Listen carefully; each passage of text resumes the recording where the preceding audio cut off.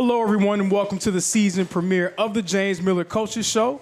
My name is Lorenzo Robinson, and it is an absolute honor to be back as your host for season 2 of our show. If you're new, then this is an opportunity for everybody to get a chance to see and hear straight from the horse's mouth what is going on with the Reinhardt football program. You get to hear from the head eagle in charge, James Miller, and this is a chance for everyone, the fans, the haters, the naysayers, everybody in between, to get an opportunity to hear about what Reinhardt football has going on. Season 1 was a success, and I'm looking forward to another great season.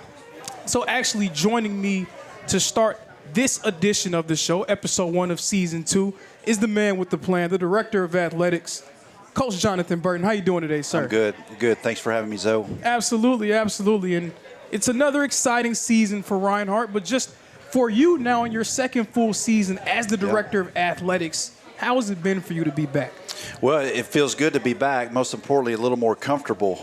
First year, you kind of feel like you're just taking water from a fire hose, and you're taking it from all different angles, and a lot of new things, a lot of things that you've never been a part of. I mean, you're used to being a college baseball coach all your life, and then you transition into the administrative side and the AD. But I'm really looking forward to year 2. I feel like we're getting ready to have one of our better years. Really excited about the coaches we have for all of our teams. But most importantly, I feel like that we've got a sense of stability now in our program and our department of what our true culture and identity are trying to be.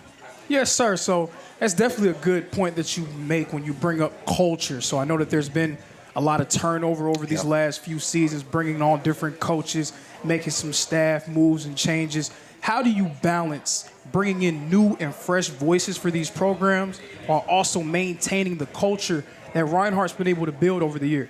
Yeah, I think probably the most important thing that I learned as a college coach was that, you're only as good as your assistant coaches. Like, you can be a great head coach, but if you don't have good support and people that can extend your message, you can't be a very good coach. It's the same thing as an athletic director. If you don't have good head coaches that are really going to buy into your vision and what you want to do, it may not always be things that you like to hear or things that you want to hear, but at the end of the day, the bigger picture, we're trying to make Reinhardt the premier athletic department in this area. And in order to do that, there were some tough decisions that had to be made, but the decisions that were made were in the best interest of our institution. And we're very proud and excited for the young people that are joining us as head coaches, and also the returning veterans that we have to kind of blend in together and kind of build that culture, one that's built on toughness and hard work and accountability. And I remember one of the first things I told these coaches that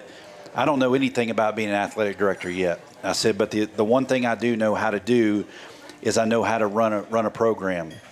And I'm going to try to run this department like I ran our baseball program, and I'm going to hold our head coaches accountable. And I feel like that, after the first year, everybody's starting to get a hang of what I want to do and how I want to do it. But most importantly, I think I'm starting to understand our coaches too and what they want to do as well.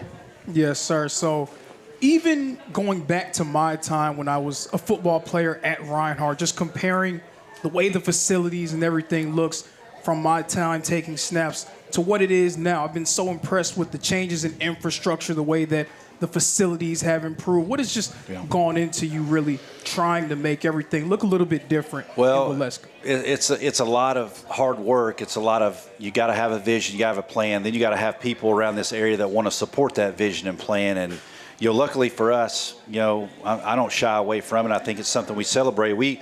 As a department last year, we fundraised over $700,000, and we improved our facilities by almost $330,000. But that was much needed. It allowed us to do these new video boards that we have on campus that are going to give us a different feel. I've asked our coaches, the fundraising that we do, we focus on doing it for the kids, and let me handle all the facility upgrades and all those things that you need. And I came in the first meeting I had with each head coach and asked them to give me a list, and then I kind of go through each list and I kind of put the things in order of what I feel like is important and what I need to do. But make no mistake about it, we are trying to do everything we can for every program to be successful, and some are taking longer than others, but others we're fortunate to be able to make the progress that we've made so quickly. Okay, so I'm going to put you on the spot a little bit here. So We're going to take football out of the equation. Yeah. What fall sport are you most excited to see compete this season? Oh, good grief. You did put me on the spot. If I had to pick a sport, and again, I'm excited to see all of them play. But disclaimer, we love all of you guys. We do. I'm really excited to see men's soccer. I love what Coach Reeks is bringing to the table in terms of just how much he loves Reinhardt. He played here. He was part of it as an assistant coach when Joey Johnson was here. And I love the demeanor of the team and what I see so far. But make no bones about it, we've got a new women's volleyball head coach that's going to do really well. That was at Georgetown as the men's coach. And there's a lot of good young coaches that are going to do some really good things here. I hope we can retain them for as long as we can. Yes, sir. Absolutely. So now going into the football season that we're getting ready to embark on starting on Thursday night, just sort of what's your gauge of where the football program is right now? Well, I mean, listen, I'm a big James Miller fan. I haven't shied away from that at all, and that started when I became the baseball coach here. But I'm just excited to see the growth of what we have in year two after our discussions as a head coach and AD, and seeing the things that we've talked about in the off season of things that I think we could probably do better and things that he thinks we could do better. And then we get a chance to come out and play against one of the best teams in the country. And, Lindsey Wilson is a very, very difficult team for us to play right out of the gate. But it also gives us such a measuring stick to know exactly where we want to go and what we want to do. Because if we're going to be a national champion at this level, you're going to have to beat the Lindsey Wilsons. You're going to have to find a way to beat those type of programs. And going on the road and playing at a place that I know very well at Lindsey, and how much they've grown and how well they've done, it's going to be a big challenge. But we got a great coaching staff. They work relentless. I mean, the hours that they put in to this team, the planning, the preparation, and then seeing how the players kind of feed off of it. Just getting a chance to talk to them a little bit when they got back on campus. You kind of feel like there's a little more of a serious mentality this year, that we still got a little disappointment from how we lost that playoff game last year. We need to find a way to fuel that into the first week. And, both teams are going to be excited. But hopefully we'll be more excited and we'll execute at a higher level, and we'll get a big road win. Yes, sir. Yes, sir. So I'm glad that you touched on Lindsey Wilson being a place you're very familiar with. You spent a lot of time there in Columbia, Kentucky. So just how will it be for you to have sort of that homecoming of sorts? Yeah, it'll be good to get back and see a lot of the coaches that I was there with. And, I'm sure they'll take their jabs at me and they'll have fun with it. But, no, it's anytime you go back to a place that you spend a lot of time. I mean, when me and Amanda first got married, first place we moved together was in Glasgow and Columbia, Kentucky, and Turner was born in Kentucky. And so we have a lot of fond memories of our time there. The 7 years, went to 2 World Series, did a lot of good things for the baseball program there. But there's a lot of good people at Lindsey that are running that program and that department, and it'll be good to see them. But I wouldn't be lying if I didn't hope we go up there and win. That would be the icing on the cake, and it would be no different if they came down here too. Absolutely. And, last question for you, Coach. You did talk about that game where Lindsey Wilson and Reinhardt played last season.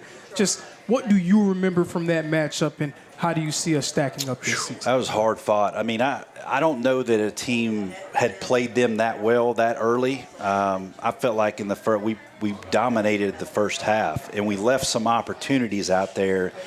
But then I think where they came back on us in the second half is, you could kind of see the physicality on the offensive line. You could see the quarterback getting more confident.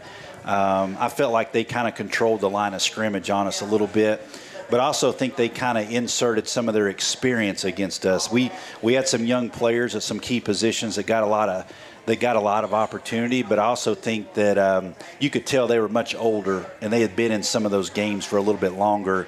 So that's always going to be the challenge, because, I mean, if you look at what they've done, their track record, they played deep into postseason. They've played very deep, and that's our goal every year, is to host a first-round game and play deep into postseason. So this is going to be a great opportunity for us to see how we stack up. But if I go back and think about that game, it's really a tale of two halves. I mean, if the game was over at halftime, we would have got a convincing win. But unfortunately, it's 4 quarters, and they found a way to get it done when it matters the most. Yes, sir. Should be a lot of fun, Yeah. Coach. Yes, sir. Thank you so much for joining me. Thank you. Man with the plan, Coach Jonathan Burton. And now we're going to go through a bit of a transitional period here. But remember, Reinhardt and Lindsey Wilson, a Week 0 matchup Thursday night. 2 top 25 teams facing off against each other. I believe it's going to be 6 p.m. Central Time, so 7 p.m. Eastern Standard Time. Make sure you guys tune in to watch that. And now I'm going to get an opportunity to talk to the namesake of our show. Always a pleasure to see his smiling face, Coach James Miller. What's going on? How you doing today, sir? I'm awesome. Yeah, it's been a long time no see, man. Long time. Absolutely. So just how was the off season for you? Just being able to spend some time with your family, spend a little bit of time with your players in different capacities. How was everything for you during the off season? Off seasons are always hard for me. I tell the kids all the time I don't have many hobbies, so it gets a little difficult. But no, it was great. I got to spend some time with my family. Went down to the beach for a week. I was with the kids on campus. We did camps all over the state of Georgia in June, which is always fun. I always enjoy those. So it was a whirlwind. I feel like as I get older, it goes faster. So, but it definitely enjoyed it. Got a good break. Enjoyed my family, enjoyed my wife, enjoyed my kids, and now we're back in the salt mines, back on the grind. And the hay is in the barn, so to speak. Oh yeah. Yes, sir. Yes, sir. So coming off of last season, another conference championship for you and your program. And I know that that's sort of routine for you guys at this stage. How do you balance being able to appreciate what you've been able to do so far, but also striving for more as the seasons go on? I mean, that can be difficult. It can be difficult to keep the kids grounded and make sure you're doing everything you can to be successful every single day. We just are going to continue like we always have at Reinhardt to coach them as hard as we can, push them as hard as we can. Our place isn't for everybody. I think you got to have pretty tough skin to play at Reinhardt, to play for our staff, to play for me. And we just are going to continue to push them every single day to be the best they can, not just for football, but for when they're done with football, for when they're done with playing, when they have a job, when they have a wife, when they have their kids, to just be able to know that what they went through with us, we hopefully prepared them for those difficult moments. So that's why we do what we do. Like, I really love winning. I'm super competitive. You won't meet somebody as competitive as me. But in the end, it's about making these kids the best young men we can that will represent the school in the community, represent themselves, represent their families, and just make great decisions. So that's what we're trying to do every day. So one of those guys who's really taken on that leadership role within the community, being someone who's become an ambassador for the school, Nigel Curtis is going to get inducted into the Reinhardt Hall of Fame next week. Just speak a little bit about the career that he was able to put together during his time as a Reinhardt Eagle. So I come to Reinhardt 2014. Nigel's playing running back. It's the spring. I think it's like my second or third practice. We're doing a walkthrough. He messes the play up. He rips his helmet off, throws it across the field, has some choice words for coaches, and kind of walks off and storms off. And I'm like, this is our starting running back? Like, this is who we got? And then after 15 practices in the spring, I came back to, my senses, like, this kid's pretty good. And he's a stud, man. He just such a competitor, hates to lose. Like, I can't tell how he played in a game is exactly how he practiced. He practiced with extreme intensity. He played with extreme intensity. He ran the ball like angry, like he hated people. And that's why he was such a good player. And he hated losing. He hated messing up for his teammates. Just a great, great kid that loved Reinhardt, loved his teammates, loved being part of the community. And, scored 27 touchdowns, I think, as a senior. Just a great, great football player that we really leaned on my first year here to make us really, really good football team. He got the ball a lot. He got the ball often. And I remember beating Pikeville at home, and we were running belly to the tight end over and over and over as fast as we could because they couldn't stop it. And it wasn't because we were blocking anybody. It was because he had the ball. So he's just a great kid. He's turned into an awesome dad. He's turned into an awesome coach, a great teacher, a guy that, to be honest with you, I tell the kids all the time, he really struggled in the classroom. And he had to pass the toughest teacher at Reinhardt, Dr. Gregory, and he found a way to do it. Like, he didn't make excuses. He just put his head down and grinded it out and found a way to get a degree. And now he's got his bachelor's from Reinhardt and his master's from West Georgia, and he's doing big things, man. He's an awesome kid. Awesome kid. Yes, sir. So also wanted to talk a little bit about, you strolling down memory lane a little bit. What are some other great memories you have during some of those earlier stages that you spent at Reinhardt?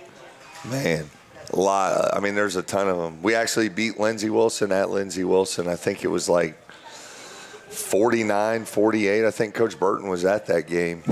When Drew was the head coach, I was the offensive line coach. I remember coming to the sideline, guys, don't relax because they're going to score and we're going to have to go back out there. So it was a shootout. Man, there's a bunch of them. I remember beating Southern Oregon at home. And I remember I told the kids this story the other day. We practiced overtime in fall camp. We got to overtime against Southern Oregon, and I brought the whole team up. And I said, remember, we practiced this in fall camp. We're prepared for this moment. Let's go win this moment. And Treve Kane on 16 right off the tight end's butt for a touchdown. And we wanted to take it to the national championship. That was really cool. We beat Georgetown that year at home, which was a really awesome game. We played Montana Tech in the playoffs early on, which was a physical. They were huge. That's the biggest team I think I've ever seen in NAIA. They were enormous. Playing Marion at Marion, playing St. Francis in a snowstorm, and their old coach Kevin Donnelly made us come out before the game because it was snowing. He made a fake rule. This is a true story. Fake rule that we had to go out after pregame, walk across the field in the snow, and shake the other guy's hand before the game. And it wasn't a rule. He just wanted to get the Georgia guys in the snow. That's a legit story. He told Coach Cronick that in our playoff meeting the night before that we had to do that. It was in the rules. Wow. And we didn't look it up, so we were out there and our kids were freezing. Shaking hands. Oh, yeah. We have no, winter jackets. So we got kids out there in hoodies that aren't, hey, you're not going to play, so go put a hoodie on. Just stay warm. It was brutal, man. That's the worst I've ever felt in a game. I've never been that cold in my life. It was awful. Yes, sir. So now shifting gears, moving into this season. Oh, yeah. You obviously have some talent coming back, but you'll also be replacing a starting quarterback, Taylor Jackson, replacing dynamic duo at running back, Jock Colbert, Jamarion Walker. A few different players having to step up for you in different positions. What is your gauge of where your team is going into week 0? I like where we're at. I think we've had a good fall camp. I think Steph's playing really good football. I think he's seeing things fast. I think he's making good decisions. Obviously, at running back, right now it's kind of, we got to see who we got and see what they can do in a live situation. But I like the kids we have between Jaden Ponder, Harlem Diamond, Isaiah Payton, Amir Williams, other guys that I'm probably not mentioning that I probably should. But I really like that room. I think they all bring a little something different to the table. Jaden Ponder's a guy that's been waiting his turn for a long time. He's been here a long time. He's the kind of kid you like in your program because he's waited a long time. I've coached him hard. I'm really, really tough on him. And I think he's going to come out and I think he's going to play really good football. Harlem's kind of your do-everything. He's like your Swiss Army knife. He can block. He can run. He can catch. He knows the whole offense. I think Coach Hennis had him check the call sheet today because he would know exactly what was supposed to be on there. Isaiah Payton's a little bit, I don't want to say he's Ja because I don't think he ever tried to compare people. But he's similar to Ja. He's hard to tackle in a phone booth, really, really dynamic with the football in his hands, and a really good kid. And then Amir's kind of like Harlem. He's a bruiser. He's a bigger back, 200-pounder that you really want to, let him run somebody over. So I like that room. We're super young, man. Like, we got a lot of – my dad just got into town today, and I was talking to him on the car ride over. I think we have 8 sophomores that are going to start this game. Wow. I don't know if I've ever had this much turnover going into a season. Like, it's a pretty significant amount. But to me, like I told the coaches, that's what excites me. Like, it's a little bit easier when you know what you got coming back. I don't really know what we got coming back. Like, there's a lot of new starters, and that's exciting to me. I'm excited about what we have up front on offense and defense. Linebackers, I think, is probably our deepest position on the team. We got 4 kids that I think can really play football. Secondary, we're going to be breaking in 2 new safeties, but we got, some corners with experience with Kish and Namari Jenkins. He kind of switched positions, moving from dog to corner, but it's played a lot of football. Obviously, we got a dynamic kicker back. Alex Hansen's back, and he's one of the best players in the country. So excited about him. So, there's a lot of unknowns, but there's, it kind of pumps me up because, I don't really know to a full extent what people are going to be like in a real game situation. But I'm excited about what we have, and I think we got really good kids. And I didn't talk about the receivers. Xavier Brantley coming back. He'll be ready to go. Marquise Wilson is a young kid that's going to play a lot, that's made a lot of plays this fall camp that I'm excited to watch play. We got a freshman, Sean Williams, who's a big old joker that can really go up and get the football. So a lot of new faces. It's kind of weird. It's like we got some really, really old guys like Steph and Harlem and Kish and guys like that, but then we have a lot of new, fresh faces like Cooper and Isaiah Payton and Braddock Vohan and Dan Davis that have been in the program, but this is going to be their first, legit start. So it's kind of cool. Yeah, and I'm glad you spoke about sort of that opportunity that exists for a lot of these younger players. So how do you really emphasize taking advantage of your opportunity, wanting to give everything that you have, but also trying to let them know that, hey, it's just a game. We still got to settle down. How do you try to balance those 2 different things with a young group? I told the O-line today there's going to be nerves. Like, if you're not nervous, something's wrong with you. Like, it's natural to be nervous. Like, I get nervous still. Like, if I took my headphones off, my ears would be red because I'm nervous. Like, I got anxiety. So, it's okay to be nervous, but you got to channel it in the right way. We can't get too high. We can't get too low. If something bad happens, it's okay. Somebody's going to mess up. People are going to make mistakes. It's handling them the right way, handling the adversity, making sure we play one play at a time, moving on to the next one when we mess up, and just try to keep doing better. And you can fix all issues with effort. If we have great effort, you can fix a lot of problems. So understand that it's going to be the first game. There's going to be a lot of jitters. There's going to be a lot of butterflies. That's okay. Just try to do the best you can every single snap, and try not to have the huge mistake.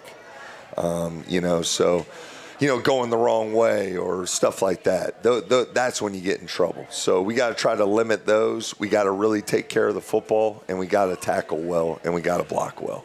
And that's football. If you can tackle well, if you can block well, and if you can take care of the football, you got a great opportunity to win. So we've been harping on that. We work on it just about every day. So we'll see how it goes, man. We're gonna get out there, and I'm excited, man. I'm really fired up. I'm really excited. fired up. It feels like football season. Yes. Yes. I'm sick of preseason NFL. Bunch of guys. Now all these guys are going back, to college. It's so weird. We don't have to. Yeah, it's so weird. It's a little crazy.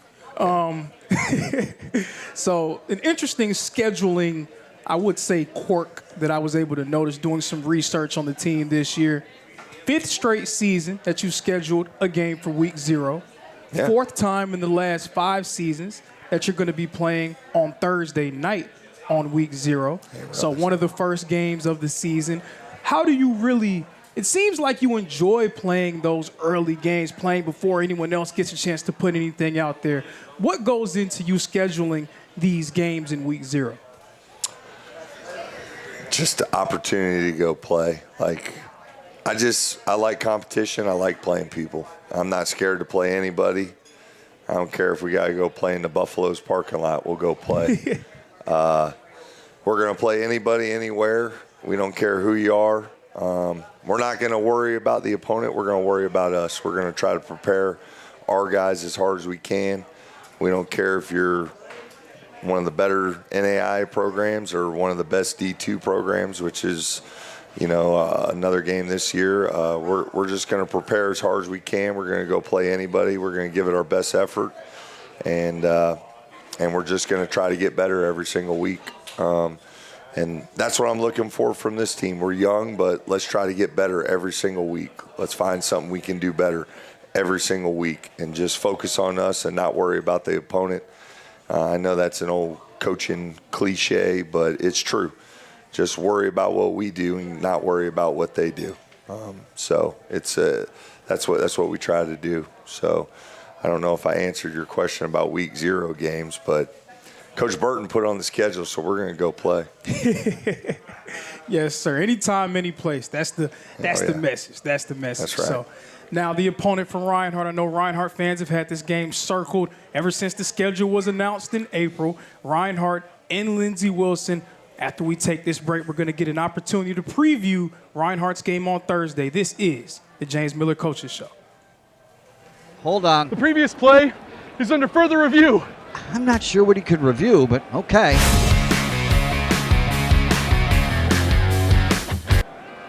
Sure has been a while. Dine in at Buffalo's Cafe for the football season. Welcome to Credit Union of Georgia, where we bring you the best of both worlds.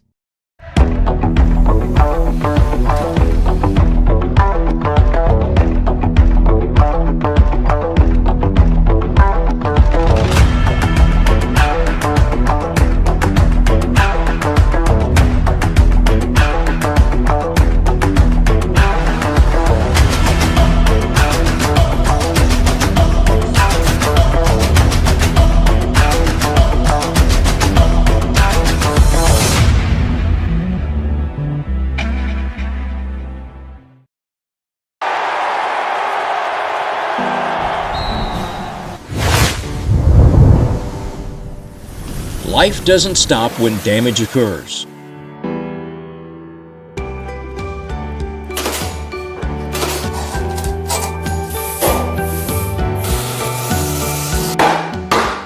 Southeast Restoration is here to guide you from property disaster to property restored.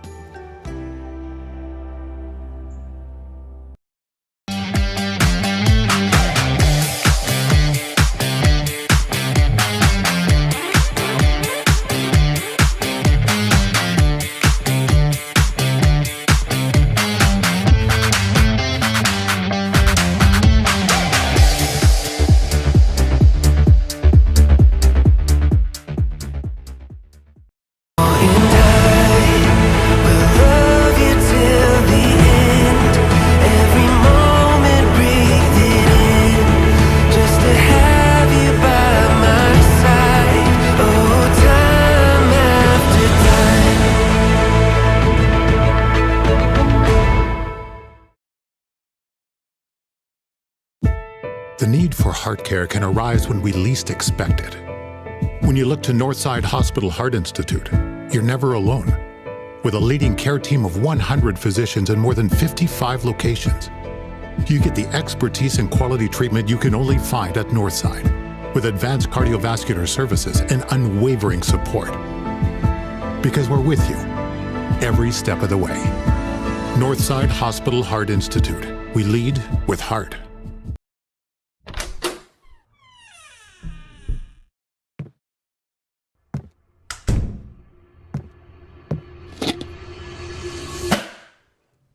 No biggie. Not even one stain, and an easy cleanup made easier with Mohawk's new cleaning kit. Now, you're probably also wondering, how, or why, or where? Why don't I show you? Let's take a trip to Milltown Flooring. If you have any flooring needs, be sure to pay us a visit, because we're here for you. Mohawk's Redwood at Milltown. Step into better flooring.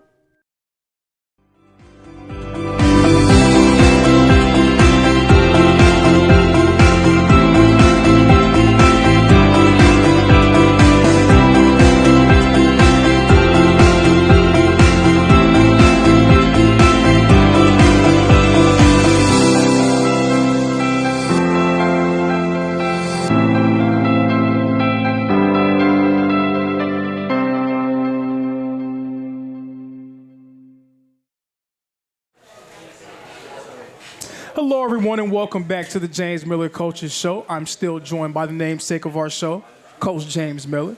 So now we're going to take this opportunity. It was a nice chance to ease into the season, right? Talk about different things, sort of a water cooler conversation. Now, it's time for business, right? Let's do it. Time for business. Week 1, week 0, but week 1, going up against the top 10 opponent, the Lindsey Wilson Blue Raiders. Very familiar opponent for you and your program. Just talk a little bit about what we'll see on Thursday from that group. So offensively, they probably got the best player in the country. Their running back. I'm terrible with opponent names. But they're running. I'll get to it later on. Yeah, their running back. He's probably the best player in the country. He's a baller. Really, really good football player. A lot of people have struggled stopping him. If he gets out in open space, he's electric. He can go to the distance. He can run you over. He can make you miss. He's a really, really good football player. Super special kid. I think it's a great challenge for our defense. I mean, if I was on defense, I would be excited to play him. He's that kind of guy. He's super dynamic. Football player that can, anytime he touches the ball, he could go to the distance. So he's a really, really good player. Their quarterback, which I believe his last name's Rice, really, really good football player. They got a bunch of guys up front that are older. I think 3 graduate offensive linemen. One's a returning All-American. I think last name's Montgomery. Really good player. And then I would say if they lost anybody from anywhere, it's probably receiver. They lost, I think, their top 2 guys. But they also returned 2 from that group. So they're talented across the board on offense, and their OC does a great job calling plays, great job preparing them. They're super dynamic. They made great adjustments at halftime against us last year, and we didn't respond very well. And then defensively, Coach Kleckler is probably one of the best defense coordinators in all NAI. He just does a great job of mixing it up. You don't know if they're going to be 4-man front, odd front. They're going to blitz. They're going to play coverage. Like, he just kind of brings it from everywhere, throws you a bunch of different stuff that you got to get prepared for. He'll always have something new that you haven't seen. They return number 55 up front, who's a super physical defensive end. Number 32, their starting Mike, is a really, really stout football player, 225-pound linebacker. And then the kid that I thought probably made the play that was part of the reason they won the game. We broke a long run right before halftime. And number 6, I think it's Grant, chased Jaw down and caught him from behind, and we ended up having to kick a field goal instead of scoring a touchdown. And that was a huge difference in the game. The effort he showed on that play, like I showed it to our guys on how you're supposed to play football. Like, it was such a great play. So that was the difference between winning and losing, that play right there. So all the credit goes to him. But they're a really, really good football team. Like I said, Coach Kleckler, on both sides of the ball, you can tell they're super well coached, super prepared. They know situational football. They play extremely hard. I mean, we're in for a dogfight. Absolutely, and you touched on it a little bit, some of the pieces they have on offense. They have probably one of the better returning trios in the country offensively. You talk about quarterback Tate Rice, running back Tay Saunders, receiver Max Gainey. They have so many different weapons. Obviously, Coach Jay Bright, their offensive coordinator, formerly the OC at Bethel. Everywhere he's been, he's led some very impressive offenses, high-octane groups. Really good player, too, at Cumberland. Yep, he played at Cumberland, Kentucky, the red one. I always get them and Tennessee confused, but he was a quarterback for them. Really good player. Okay. Really, really good player. Okay, I could see it. I could see it. Yep. I could see it. So a unique challenge for your defense. What's the message for them going into this week? We got to tackle. We got to try to make them drive the length of the field. We can't give up big plays, and we got to gang tackle that running back. So we got to be super disciplined in our gap assignments. Got to be great with our eyes. Just got to know exactly what the call is, and then make sure we're in our gaps, executing the call. You know, really, first game of the year, you're always going to have mistakes. So it comes down to, like, fundamentals and techniques. Fundamentals, and that's really every game. Fundamentals and techniques. You know, we're going to teach you techniques. We're going to teach you fundamentals that are going to help you execute the plays we want to win. Like, scheme and all that stuff's great, but effort, fundamentals, and technique is what's going to win you the football game. So we got to make sure we're in our gaps. We got to gang tackle. We got to run great pursuit angles, and we just got to find a way to keep them in front of us and not give up the big play. So speaking of effort, tenacity, toughness, I was very impressed with the way that your group showed up last year during that game when you really sort of punched them in the mouth a little bit. I mean, you jumped out to that big lead. You ran the ball for over 200 yards in that first half. A really fast start. Second half, kind of ran out of gas. I mean, a team that's top 10 last year, top 10 this season for a reason. Sure. What are some lessons that you can take from that game last year where you started off so strong that you could take into this season in this matchup? You know, we talked a lot about, you know, there's a football coaching thing called the 8-minute drill where you do the last 4 minutes of the second quarter and the first 4 minutes of the first quarter. So when Ja broke that run, we got held to a field goal. Well, if we score a touchdown, it's probably a different game. Then coming out of halftime, we kick it off to them, and they go on a 13-play drive and score a touchdown. So we went from being up 24-14 to 24-21 when we could have been up 28-21. Like, it's just a huge swing, and we didn't execute that well. We didn't do a good job as coaches. We didn't do a good job as players. And then no matter what happens, because you're going to have bad moments, it's not just one thing that, you know, you could have done better or could have done worse. We had to find a way to make a play to end the game, and we just never did that. We could never find a way to make a play in the second half. When we really, really needed a play, we really, really needed a big play. We couldn't find a way to execute it. So I think execution is going to be super huge. Don't allow ourselves to get too high like we talked about earlier. I think maybe that was part of it at halftime. You know, you're up 24-14 on a really, really good team, top 10 team, and we probably got a little too high, felt a little too good about ourselves, and we should have just kept the hammer down, and we didn't do a good job of that. And that falls on not the kids, that falls on me, because I got to set the direction coming out of halftime, and I didn't do a good job of that. So that's all stuff we talked about as a leadership group. You know, I asked a certain group at the end of the season what they thought we needed to do different or better going into this season, and that was one thing they brought up was halftime, how to handle it, and coming out and doing those things better. So And I think that was something that we did better at the end of the year. I thought that team really grew up after that game. And I think it was what kind of propelled us to the season we ended up having, was how we played in that game. And that was a point that I made a lot in broadcast last year. I felt like that was sort of a turning point where you can see that's really, that first half was everything about Reinhardt football sort of coming together, the way that you guys ran the ball, the physicality. That just seemed like the turning point for that group. Yeah, I think we kind of found our identity in that game. Like, we're going to run the quarterback. We're going to play multiple quarterbacks.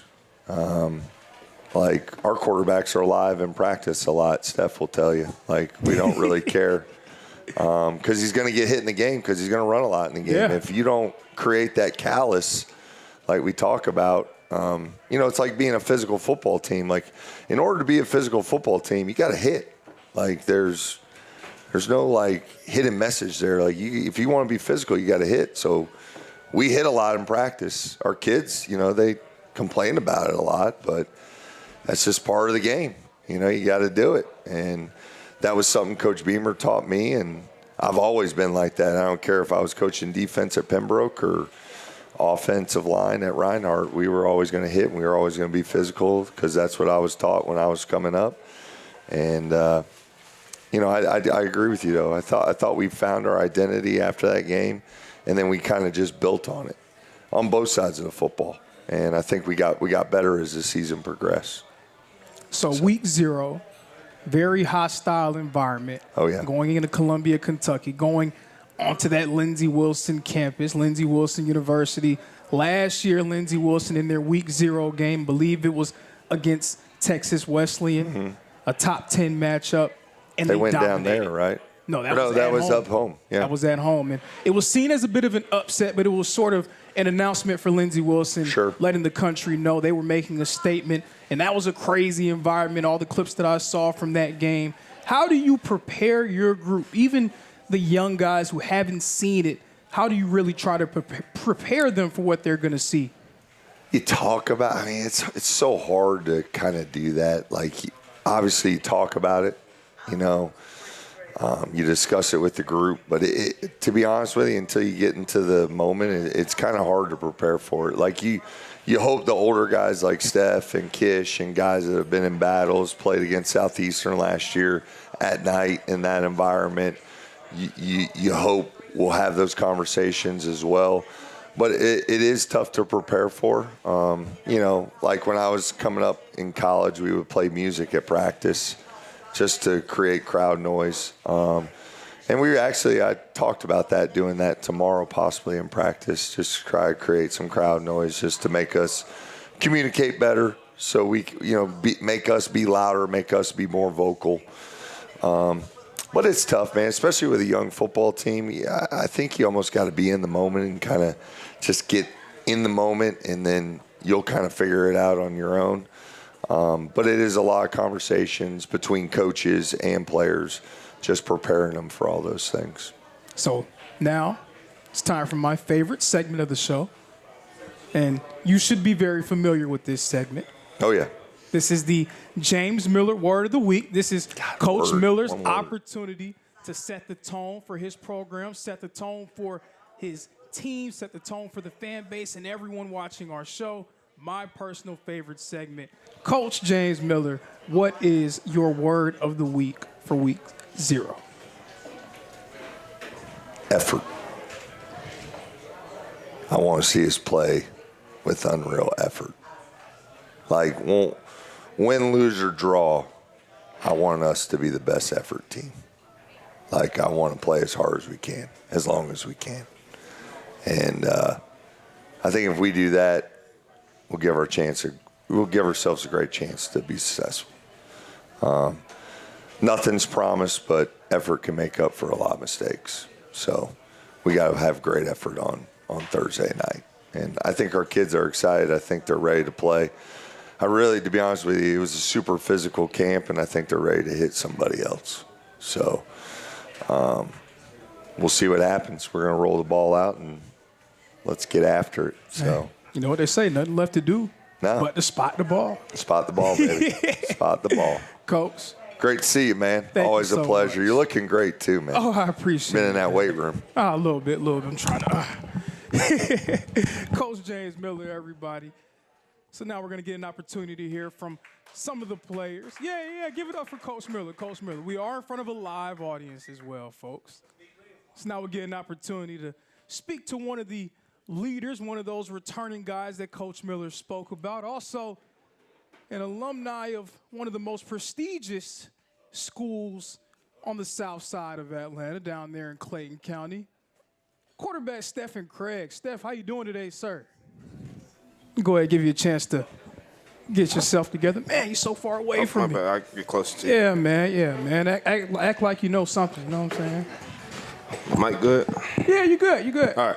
How you doing today, man? Doing good. How you doing? I can't complain, brother. I can't complain. So, Coach Miller brought your name up on a few different occasions. You're obviously a veteran of this team. You've played in a lot of big games. You started in games. This is not your first rodeo, so to speak. Yeah. What are some lessons that you've learned throughout your journey that prepares you for your senior season? Lessons I'll say is, it's going to be a lot of ups and downs in your career, but you got like two choices to make. You can just stay down or like rise to the occasion. So if you stay down, you just being okay, like you're okay with what happened, or you can work, try to get back up. And another thing is like just worry about the next play. Like say you have a good play or a bad play. Like don't be too high, don't be too low. Just worry about the next play. And then it's probably the top two lessons I learned so far. Absolutely. So what's one way that you feel like you've grown as a leader during your time at Reinhardt? See, this is like a big thing for me because when I first came in, like I used to think, you just lead by example, like not vocal leader. But Coach Miller used to get on to me a lot saying you got to lead, like, talk, they'll listen to you.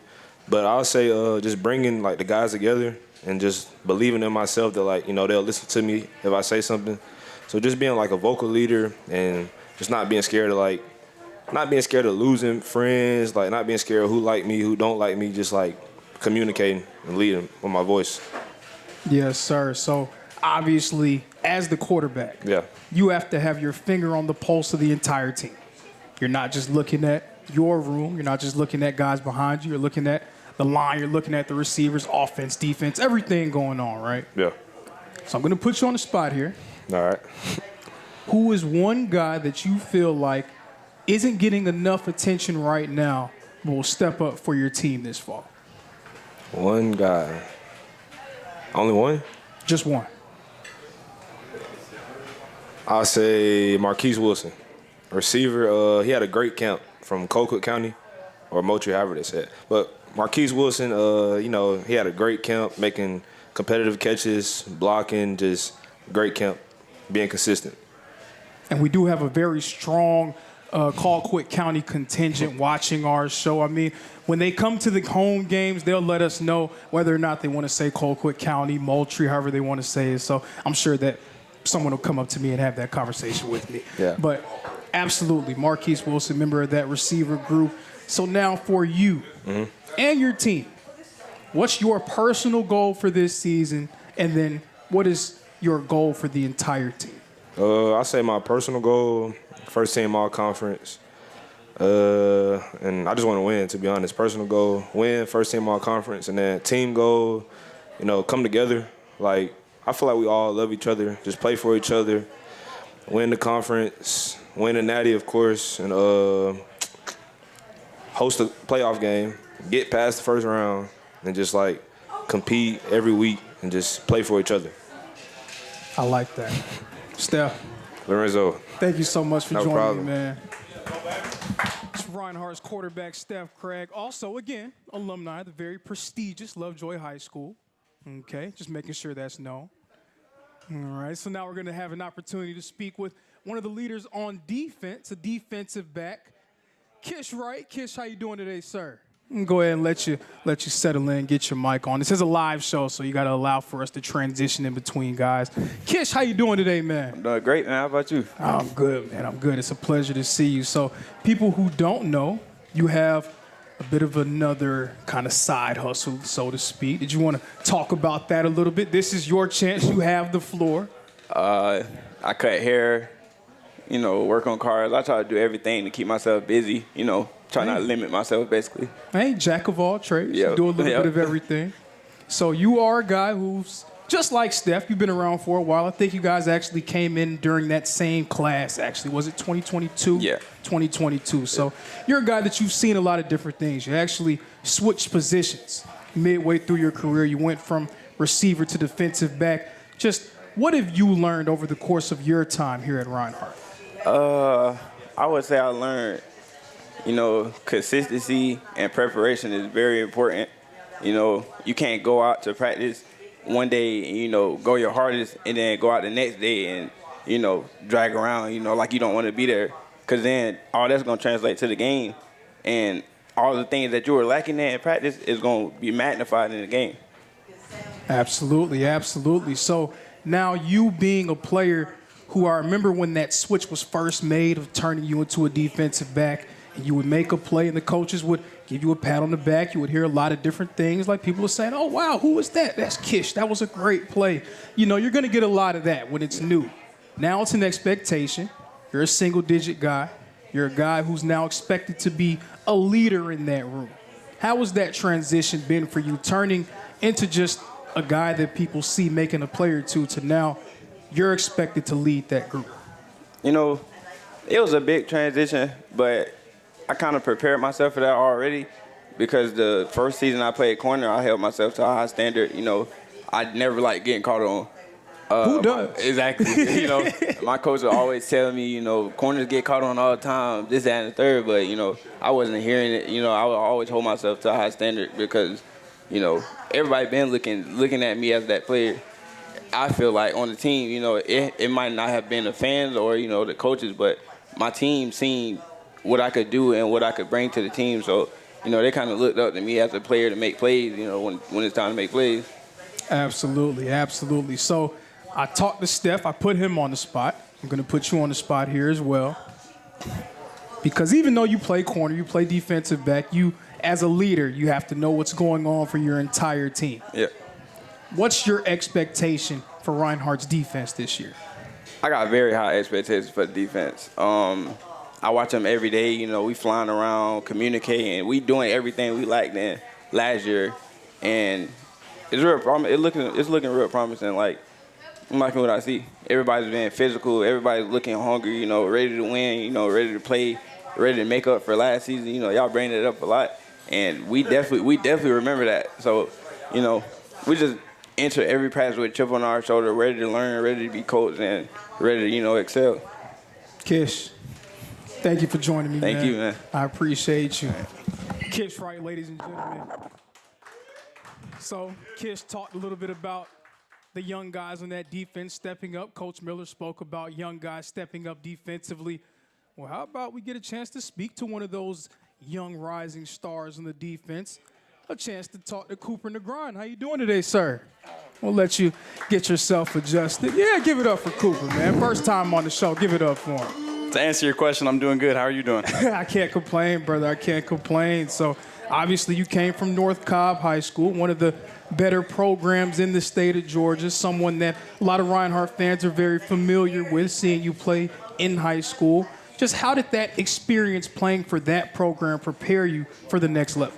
There's not enough words to say about North Cobb. The coaches up there, how much they care on and off the field, just that experience, how much they care about us, just our development, just as kids and people, growing adults, going to the next level and off the field. But like you said, the high competition. We're playing teams like Buford, playing Mill Creeks, playing Carrolltons, playing those teams that you hear about guys going Power 5, Power 4, just to those upper schools. So it's not a huge transition to come up here and to play at this speed. Obviously, it's a different speed. It's college ball.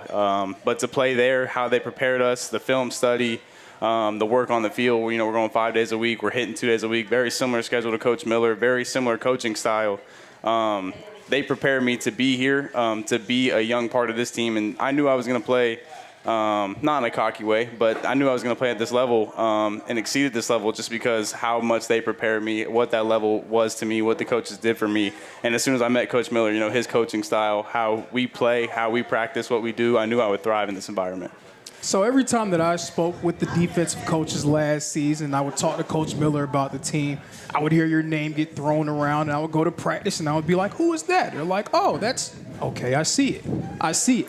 You were a guy who, you were trusted to make some plays last year. Now it's kind of an expectation for you to do that. What's something that you've improved on from year one going into year two? Yeah, I kind of mentioned it before, just slowing the game down, right?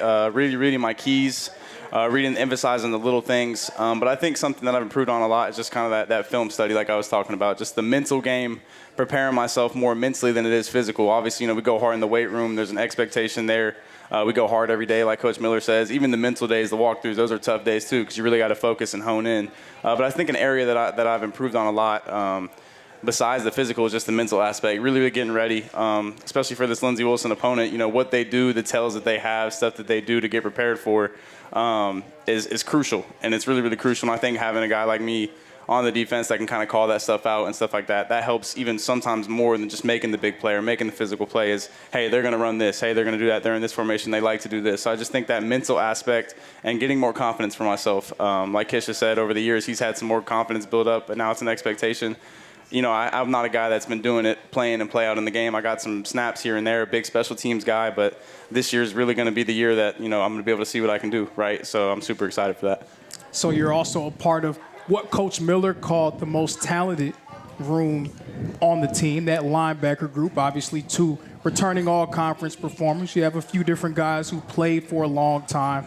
Slotting into that role now as someone who's expected to get snaps and play very well. How has it been to be able to bounce ideas off of so many veterans within your room? It's been awesome. To name them, Kamari Poindexter, Julian Stevenson, we had Adam Mwimba last year. Those 3 guys, just as soon as I stepped down, they texted me before I even got to the campus just to show me the culture and the love and the brotherhood, what it was going to be like before I got up here. But just having those guys, how many reps and snaps and do what they do, stuff like I wouldn't think about, like hands off hips, or like our rules that we keep, the little things to emphasize them, because the little things are really what matters in the game. But just having those older guys and now having 2 seniors, those starting guys, and then be the backup guy for them and see what they do, it was crucial for me, right? Those guys are super important, and they're super smart. They're super technically sound. They know what they're doing. But the biggest thing for them is they're big leaders, right? And that's eventually what I want to be for this program. It's what I'm starting to become. In this program, I'm a younger guy. I don't have as big of a voice as them, but seeing do what they do and be like, I can be that guy, right? So they're just opening up a hole for me to fit, and it's super important, the relationship I have with them, but not just on the field, but I can talk to them about anything off the field. Julian Stevenson, Kamari Poindexter, not only great players, but great guys. For sure. So now a chance for you to do a little bit of self-promotion. I know people have this thing, they don't like to talk about themselves for some reason, but you're a guy that people need to get a chance to know, get a chance to see. What can Reinhardt fans expect to see from you this fall? I think you can just expect for me to give consistent effort. I'm just a guy that, I've never been the biggest. Like you said, I came from North Cobb. I mean, I was probably one of the smallest guys out there, playing 6 foot, 185. I'm just now at a 6 foot, 6'1", playing just now over 200, 205, 210. And like Coach Miller said, there's bigger guys out there. So I've never really been the biggest. But the one thing you see from me is just all-out effort. I'm always going to run to the ball. I'm always going to be try to be involved in any play any way I can, whether that's just, taking on a hit, taking on a block. But you can expect from me just to give everything I got for this program, because I respect what Coach Miller's done. I respect the coaches. I respect my brothers to my left and to my right. So you can just expect me to give everything I got every play. Cool. It's been a pleasure. I appreciate you, man. Cooper and the Grind, ladies and gentlemen. My name is Lorenzo Robinson, and thank you all for tuning in to our new season of the James Miller Coaches Show. Again, please be sure to tune in every Tuesday at 6:30. We'll see you all next time.